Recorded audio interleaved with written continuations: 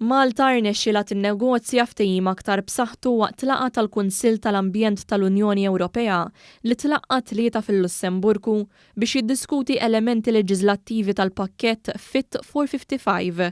Il-Fit for 55 huwa pakkett leġislattiv li stabbilixxi l-miri tal-Unjoni Ewropea biex jitnaqqsu l-emissjonijiet tal-gassijiet serra sa mill-anqas 55% sal-2030.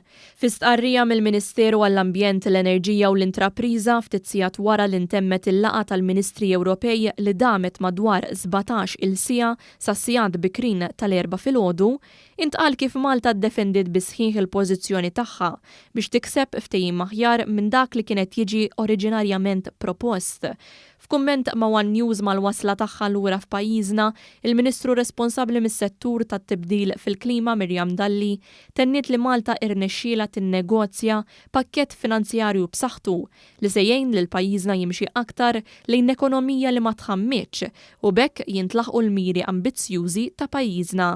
Dan biex bekk f'Malta jibqgħu jiġu salvagwardjati setturi importanti għall-ekonomija ta' pajjiżna bħas-settur marittimu, tal-avjazzjoni u tat-trasport. Fil-fatt il-Ministru Dalli sostniet kif b'riżultat ta' dawn in-negozjati Malta ġabet aktar fondi minn żieda fl-allokazzjoni taħt il-leġiżlazzjoni marittima. Barra minn hekk fuq l-insistenza ta' Malta dawn il-fondi mhux biss se jgħinu d-dekarbonizzazzjoni tas-settur marittimu, iżda jistgħu jintużaw għat-trasport fuq l-art inkluż it-trasport pubbliku.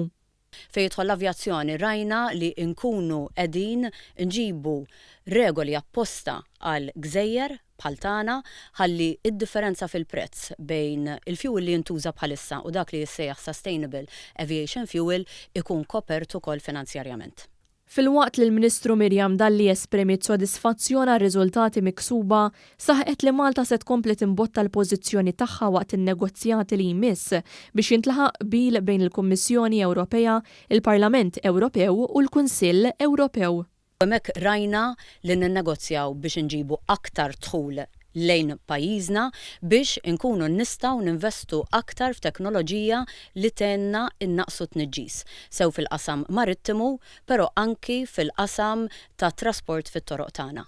Dwar dan l-aħħar settur Malta approvat ukoll ir-reviżjoni proposta tal-leġiżlazzjoni dwar l-istandards tal-emissjonijiet tad-diossidu tal-karbonju mill-karozzi u mill-vannijiet minkejja li d-data ta' twaqqif għall-importazzjoni ta' karozzi li jaħdmu bil-petrol u d-diesel qed tiġi proposta għall-2035. Hawn il-Ministru Dalli spjegat li data aktar ambizzjuża kienet tgħin aktar l-infiltrazzjoni ta' vetturi li ma jħammġux fis-suq Malti.